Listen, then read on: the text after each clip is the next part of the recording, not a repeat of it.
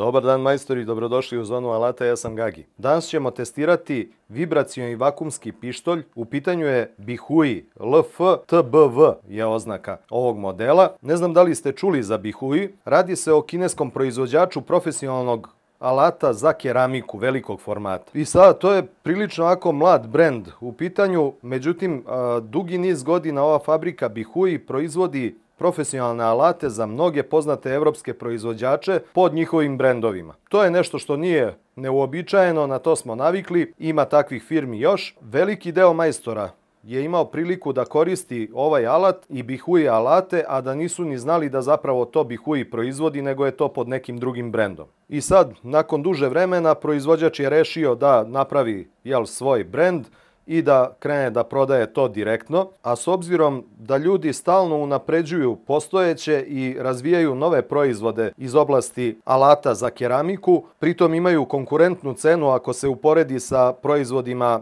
A brendova, odnosno nekih premium brendova, krenuli su u prilično onako agresivnu marketinšku kampanju i počeo je da bude jedan od onako brzo rastućih brendova. Brend Bihui u našoj zemlji predstavlja kompanija Poljobit d.o.o. koji je ovlašćeni uvoznik za Republiku Srbiju i oni su mi ustupili ovaj alat na test da vam pokažemo kakvom se alatu radi. Artikle iz brenda Bihui možete pronaći i poručiti na sajtu www.poljobit.rs kao i na online shopu www.prodaja-alata.rs. Hajde da prođemo prvo kroz specifikacije, a onda ću vam pokazati čemu služi ova sprava, znači fenomenalna je za postavljanje keramike. Ovdje možemo vidjeti da se radi o Aku alatu koji radi na 16,8 V, baterija je kapaciteta 2000 mAh, broj obrtaja se može regulisati od 0 do 10.000 obrtaja u minuti, ima kontinualno promenljivu brzinu na prekidaču, litijumska je baterija u pitanju, ima TPR grip, znači gumirana je, onako tako neće biti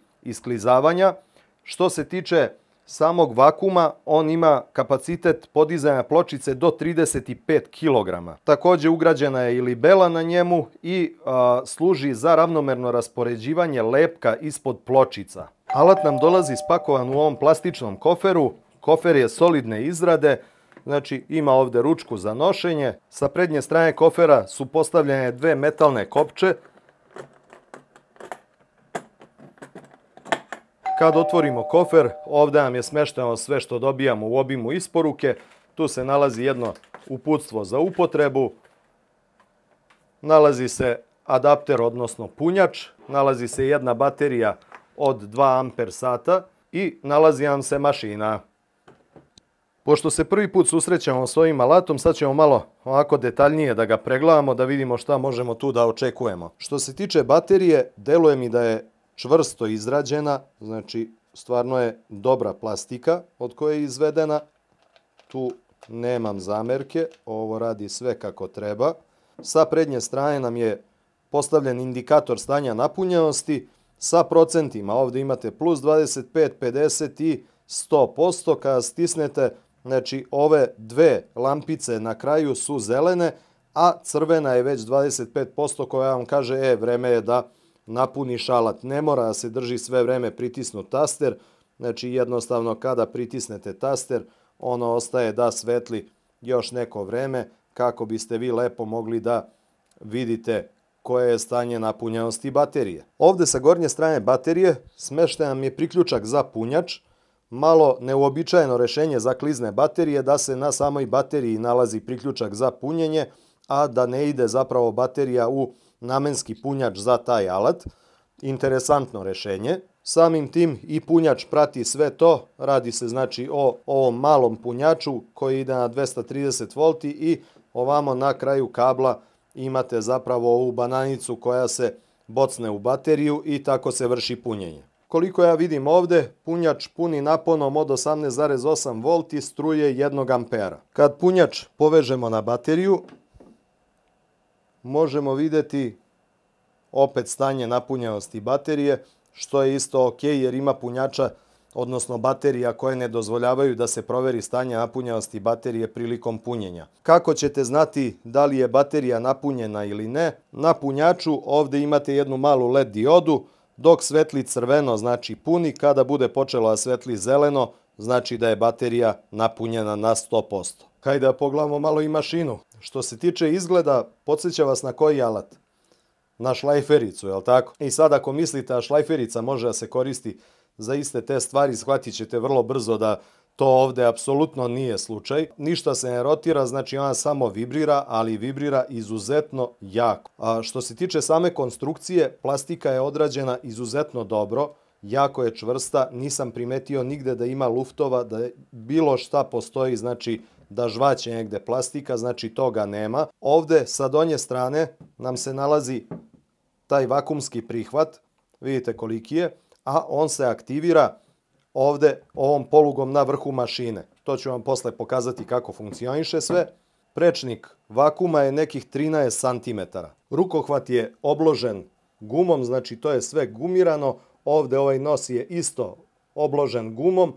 Ovdje vam je ta poluga za aktiviranje vakuma, znači samo se učini ovo i ona se zalepi za podlogu. Sa gornje strane nalazi nam se jedna libela, znači gdje možemo automatski prilikom postavljanja pločice da vidimo da li nam je u libeli pločica.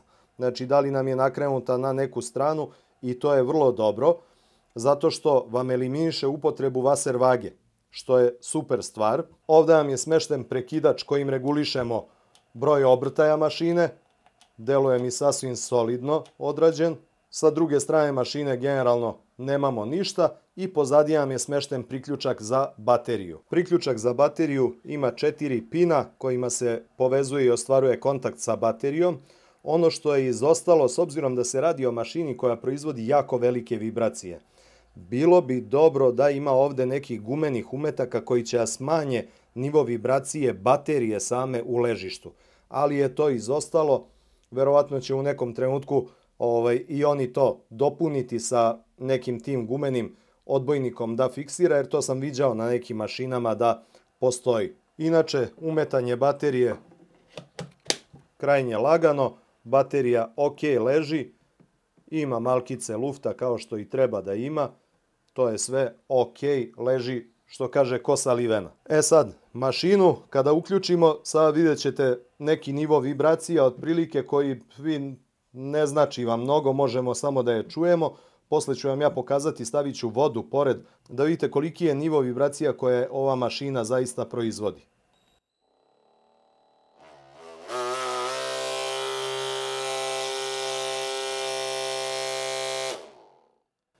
Kao što sam i pretpostavio, ovdje se čuju malo vibracije od baterije, tako da verujem da će proizvođač to u nekom trenutku unaprediti. Evo ovdje u flaši ima malo vode. Obratite pažnju sada na količinu vibracija koju će ova mašina proizvesti. A pogledajte ove naočare kako skaču po stolu. Gledajte ovo, ljudi. Moram da vam ispričam, moje prvo iskustvo sa ovim alatom je bilo, ja sam ovo doneo kući i gledam sa alat kako izgleda, šta radi i uzmemo, prislonim ga na kuhinski sto. Ja sam mislio da će se sto raspast. Znači, to je sve živo počelo da skače po stolu. Znači, baš sam ovako bio iznenađen sa količinom vibracija koju on pravi. A ovako, kada ga pustite na prazno, a radi, uopšte vam ne odaje da ova mašina može napraviti toliko snažne vibracije. E, sada ćete me pitati, pa dobro, ok, sve to radi, ali zašto bi ja sad koristio ovo kada mogu prislonim pločicu pa krenem ja, pa je malo gumenim čekićem i tako dalje. Postoje pločice velikog formata, sve su popularnije. Pločice 1,20 x 60 su već postale uobičajene što se tiče dimenzije. Pogotovo u kuhinji, recimo, znači to se poslažu pločice jedna do druge i to je ta priča. Kada je velika pločica, problem je rasporediti lepak da ona lepo legne na zid. A drugo, ljudi misle pločica je apsolutno kruta. Pločica nije apsolutno kruta. Ja sam imao situaciju jednu sa jednim majstorom keramičarom. Došao je da lepi neke pločice i kaže, ma krive pločice. Rekao, kako krive bre, imaju bubreg. Nije kriva pločica, pločica A klase. Kaže, ma krive su pločice, vidiš kako to. Rekao, majstore, nisi dobro rasporedio lepak. I tako je i bilo, naravno. Ove mašine služe da se rasporedi lepak ispod pločice, da se omogući maksimalno prijanjanje pločice uz podlogu. Isto tako, koristi se za precizno pozicioniranje pločica, za privlačenje pločice u ćošak, čak i za uklanjanje pločice dok je lepak svež. Jer desi se, recimo, spustite pločicu, ona uhvati i ne možete da je skinete, a vidjet ćete kako sa ovom mašinom to funkcioniše. Svakako, cela ta priča se meni dopala jer ja sam u par navrata postavljao neke pločice pa znam otprilike koja je muka. Sve je dobro kada vi imate idealnu podlogu koja je nivelisana, koja je izlivena nekim samo nivelišućim masama i tako, ali imate i situacije gde lepite pločice na debeo lepak gde to treba da se rasporedi, pa kada je debeo lepak onda gurneš jednu stranu, druga strana ispadne, pa čukaj, pa navlači i tako dalje i onda to krene da bude tiha patnja. Ok, sve nivelatori se koriste, sve to stoji, međutim jednostavno ima situacija gde mora lepak da se dobro rasporedi kako bi to leglo tamo gde treba da legne. Ručno zna to neki put da bude zaista patnja, zbog toga ljudi i proizvode ove mašine zato što znaju da je to negde potreba majstora u radu, a ne neki hir. Jel' tako? Evo nam ga malo test područje, sad ćemo prvo naneti lepak ovde da bi vam ja pokazao kako to funkcioniše sve. Da biste vidjeli šta se dešava, spremio sam ovde parče pleksija klirita, kako ko zove. Neću na njega nanositi lepak, nego ću ga samo mašinom prisloniti da vidite kako izgleda to što radi mašina, jer kroz pločicu nećete moći da vidite tačno šta i kako radi.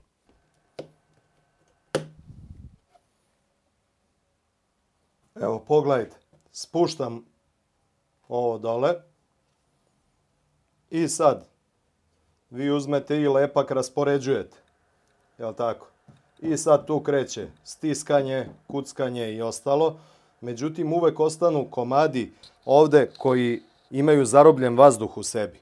Da ne pričamo o nivelaciji samoj. Znači, pričamo o tome u ovom trenutku koliko vazduha zapravo ostane unutra koji vi ne možete potpuno da istisnete. Gledajte sada kad uključi mašinu.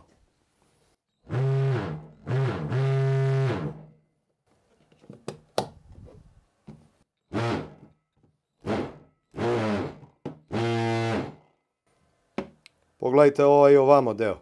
Vidite koliko je ostalo ovde vazduha. Gledajte sad.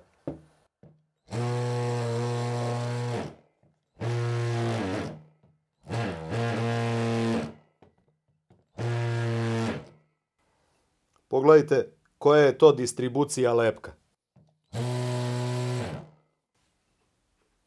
I nemate nigde da vam je ostao vazdušni čep, znači lepak prijanja savršeno. E sad, zamislite, postavite pločicu i kažete jao nije trebala ide tako, trebala ide ovako. Ko će ovo da skine sa? Znači, muka je sa tim, međutim, pogledajte sad sa ovom mašinom kako se to radi. Gledajte ovo. Zalepim je za pločicu. To ne mrda nigde. Znači, evo, dižem ovo sve. Znači, pustite je da vibrira.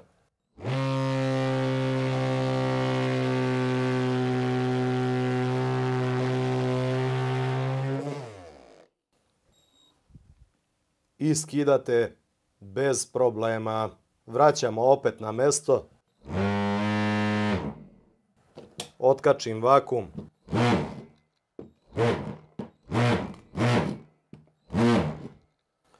Pozicioniranje pločice u ugao, pa najmanji problem. Zakačite je vakumom, uzmete i pomerite uz vibracije gde god vam treba. Ili je odaljite. Evo pogledajte sad koliko smo ovde od pločice. Sada ću opet da je vratim uz pločicu. Odnosno uz ćošak, jel' tako?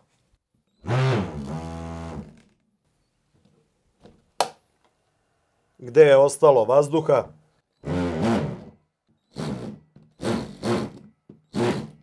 Tome služi ovaj bihuj. A hajde da vidimo bez njega kako se uklanja pločica. Znači rizik od pucanja izuzetno veliki.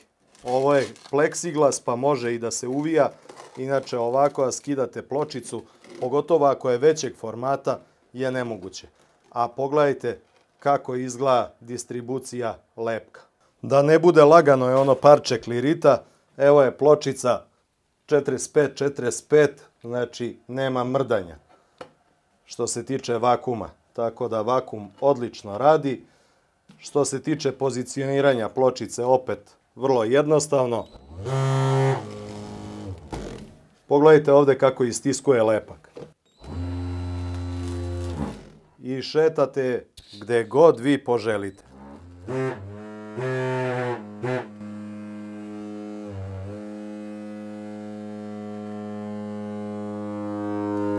Neka vam keramičari kažu da li im ovo znači ili ne. Evo sad sam stavio i lepak na pločicu. I ovdje dole sam naneo lepak. Drži bez problema, znači pločicu sa lepkom. I kad je spustite, uključite, spremni ste da rasporedite taj lepak kako treba. Vidi sada uz ivicu ovdje šta će ja radi.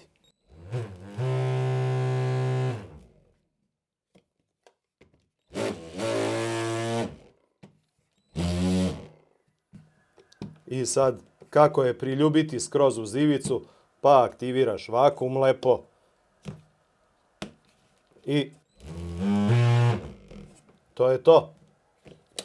Stvar rešena. Isto tako, ako rešite, a pravite neki pad, vrlo lagano ćete sa jedne strane da ovim alatom sabijete lepak, da napravite vrlo lagano pad.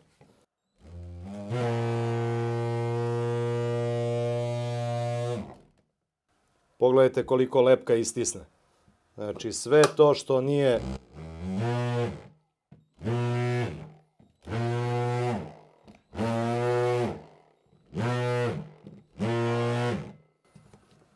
i sad pozicioniranje. Ajde da vidimo da je podignemo sad.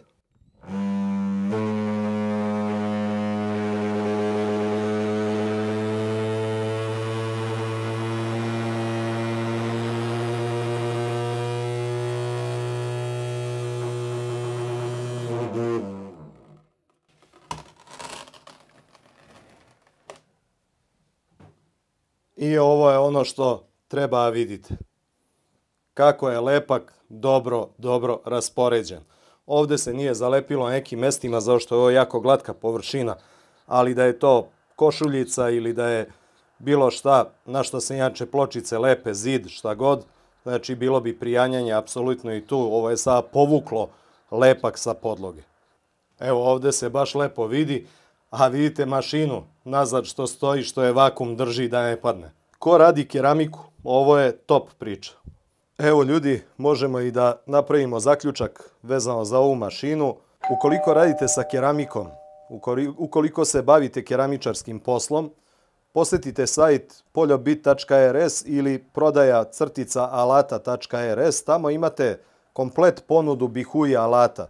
Znači od mašina za sečenje preko raznih dodataka profesionalnih, za gerovanje pločica, za sve i svašta, znači imate alate. Što se tiče ovog alata, alat je, ne znam, ja sam bez reči, fenomenalno. Znači toliko je lako postaviti pločice sa njim, toliko je lako rasporediti lepak, da je to fascinantno. Znači u odnosu na neku ručnu metodu. Pa uglavnom svaka mašina koja preuzme neki ručni posao, pruži neki komfor u radu i da se brže i jednostavnije završi taj posao koji se radi.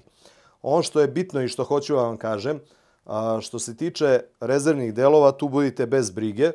Pričao sam sa ljudima iz Poljobita, kažu da i ove vakumske gume imaju kao rezervni deo, to možete vidjeti i kod njih na sajtu, iako su ove gume stvarno ovako masivne, to je neki kao silikon, znači masivne su, debele su, znači neće tu biti problema, ali ukoliko radite mnogo, pa se desi da vam se potroši ova vakum guma, da treba je zamenite, opet budite bez brige, imaju ljudi to na stanju, imaju dodatne baterije, rezervne baterije, kako god, punjače, šta god, znači treba oko toga, sve imate kod njih obezbeđeno. Jedna stvar mi je samo žao vezano za ovu mašinu, a to je što je nisam imao pre mjesec dana.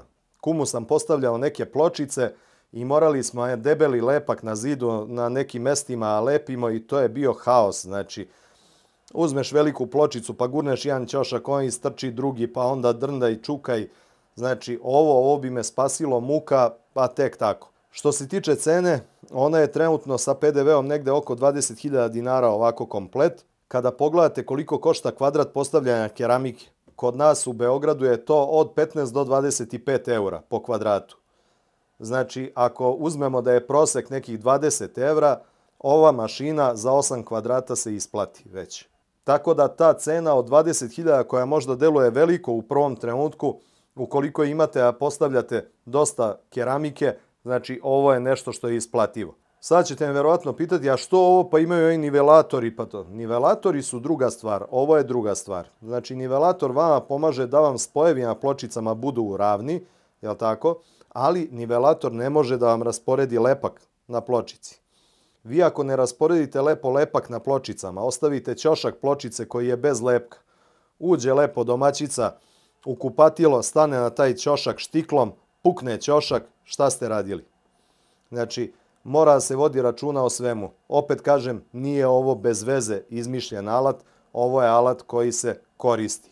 Neko moje mišljenje što se tiče samog alata, dobar je, dobro leži u ruci, sve je to ok, mora lepo da se pritisne kada hoćete aktivirate vakum, znači ne možete sada da uzmete vakum da aktivirate tako što ćete da prislonite ovo malo, pa onda okrenete ovo, neće se desiti, znači što je i logično, jel tako? Mora da bude dobro pritisnut uz podlogu i onda se aktivira vakum i onda on drži i odradi posao kakav treba. Tako da, malkice mi je bilo neobično jer nisam radio sa ovakvim vakumima i sa ovakvim mašinama. Neobično je kada krene sve to vibrira, sve to trese, ali rezultat koji daje ova mašina je super. Gde ja još sebi vidim primjenu ovoga? Neko malo šalovanje kada radim. Recimo oko stepenica kada se šaluje. Pa sad uz dasku može da se prisloni komotno da unutra popuni betonom sve to uz šalung. Tako da bit će interesantno druženje sa ovim alatom svakako.